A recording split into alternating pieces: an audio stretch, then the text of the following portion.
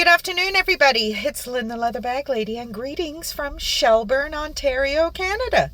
So I'm still mulling over my decisions regarding whether or not to make a micro camper out of my 2010 Nissan Cube.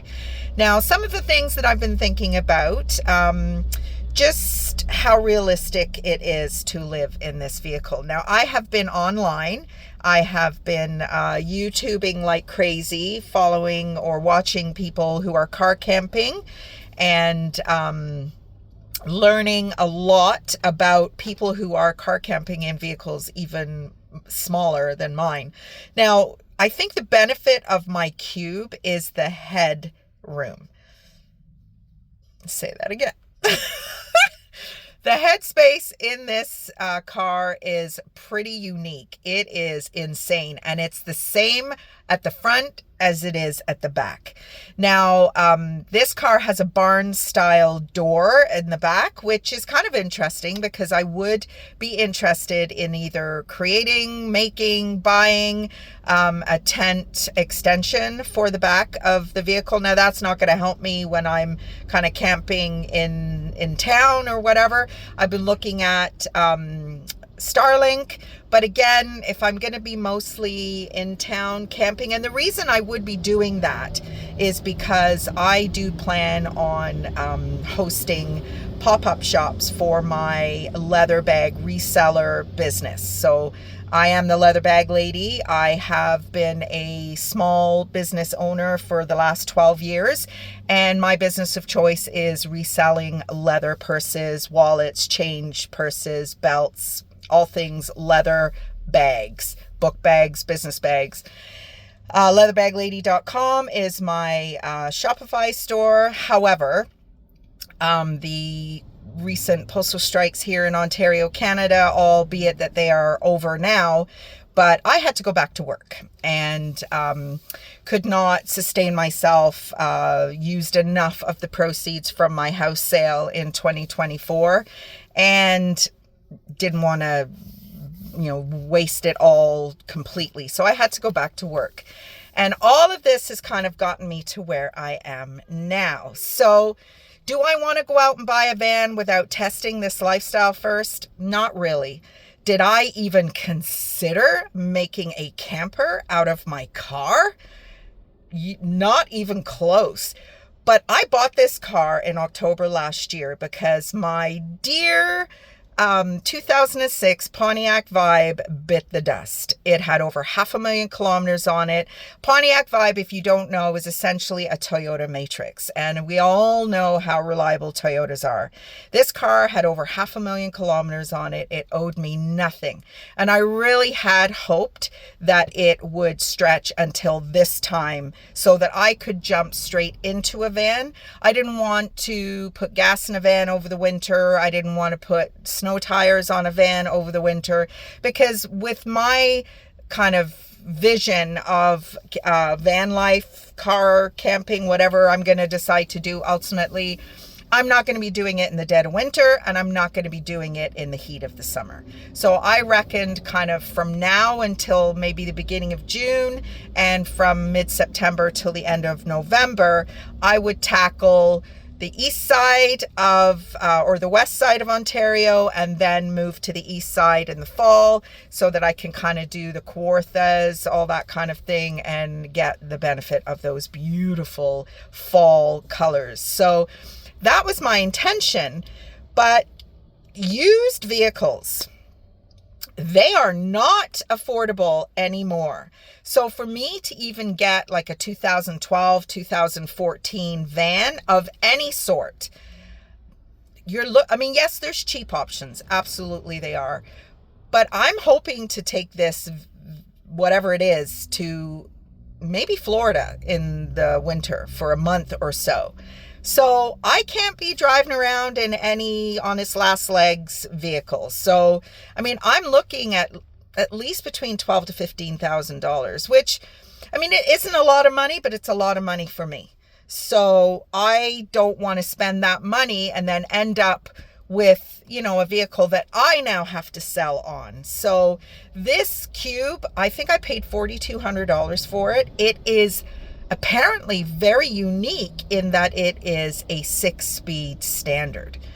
I did not want an automatic. I have heard horrendous things about the Nissan Cube's transmission, automatic transmission. So this was the only stick shift that I found. And actually, when I went to see the car, the gentleman on the phone, he said, "You do know it's a standard, right?" And I said, "Yes," because he said he had so many people looking at it because of the price point. And then they took one look in the window, saw the stick, and walked away. So I really lucked out on this little beauty because I got it for $4,200 certified. And now I'm like, okay, so did everything happen for a reason? Did my old car die so that I could buy this? I mean, I looked for months because I really didn't want to spend more than $5,000. And I was getting to the point where I was going to finance a $10,000 Escape or whatever. And then this little beauty showed up. Now, they did do a little bit of sneaky covering up some rust spots on the wheel arches, but which poked through pretty quickly once the bad weather came in. But I love this car. It's high up. I can see over the dash. It's super cool. Not very aerodynamic, I will say, because of the boxy construction. When it's windy, it's like somebody's whistling in the back. But I don't care. It's unique. It's quirky. I probably am a little unique and quirky myself. And it's doable. It's very doable. There are a couple of builds on YouTube for the Nissan Cube, and it's kind of cool. And with the sleep system that I'm going to be implementing, which I will share with you at some point in the future, it's going to make it very easy for me to have a lot of floor space during the day. And I've been looking at provincial park passes for, what do y'all do during the day?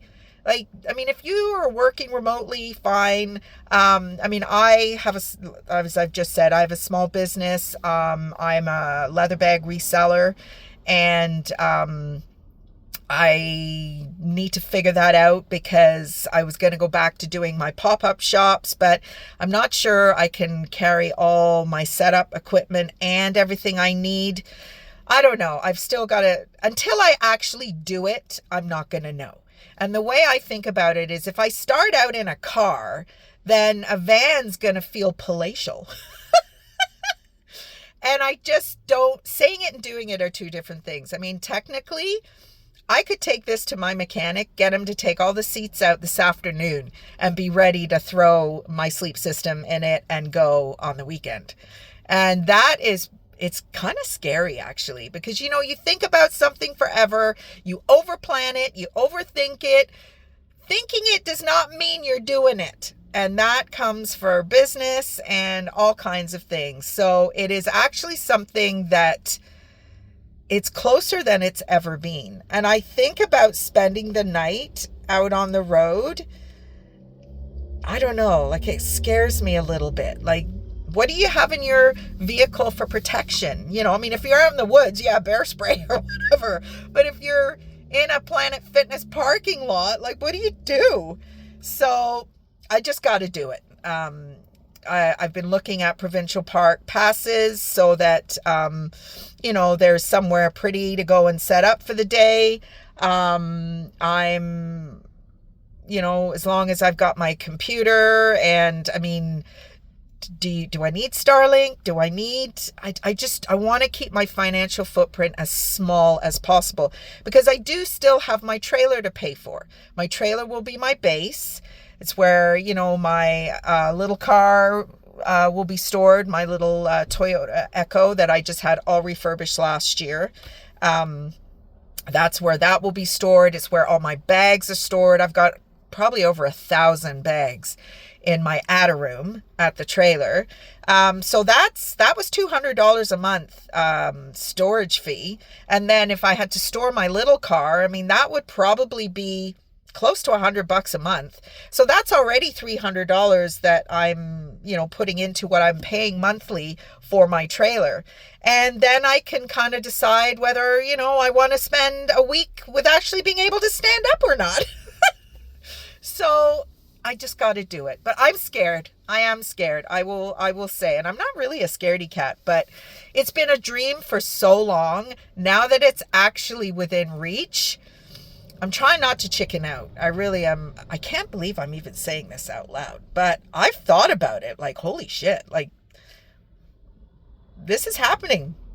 I'm thinking of storage systems. I'm thinking of, do I get soft-sided,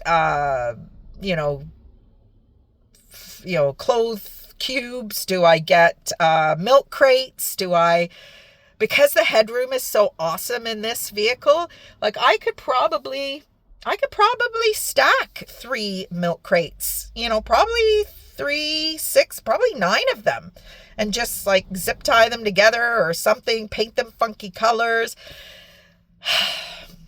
My head is spinning. Anyway, everybody, thank you for hanging out with me and communicating with me. I've had some great folks just in my last video, sharing their experiences with me, and mostly in the US, which it is a little different here, but all the ideas are so welcome. Thank you so much and new subscribers. Thank you. Welcome. If you're interested in leather bags, I have that. If you're interested in separation and divorce stuff, that is coming. I have a whole new business that I'm going to be launching regarding zero contact during the initial stages of separation and divorce. And then the Great Canadian Coffee Shop Tour, which is something that my aunt and I just did for shits and giggles, but it's really been well received and I'm loving every minute of it. So I visited a little coffee shop here in Shelburne this morning that I didn't even know existed. So there is a short that I will be uploading anytime. I'm outside the Shelburne Public Library. I've never worked in this library before, so I'll be doing a lot of that while I'm on the road too, spending the afternoon in libraries. I find that my creative process is a lot more focused in a library. At home, I end up, painting or doing some stupid shit. So anyway, everybody, like I said, thank you for hanging in there with me. I've never said this before, but if you like to see what a 58-year-old divorcee times 3 is thinking about and trying to navigate kind of a gypsy lifestyle as I get older and wiser with every day, please consider subscribing, give me a thumbs up or whatever. And we'll see where this takes us. Leather Bag Lady out.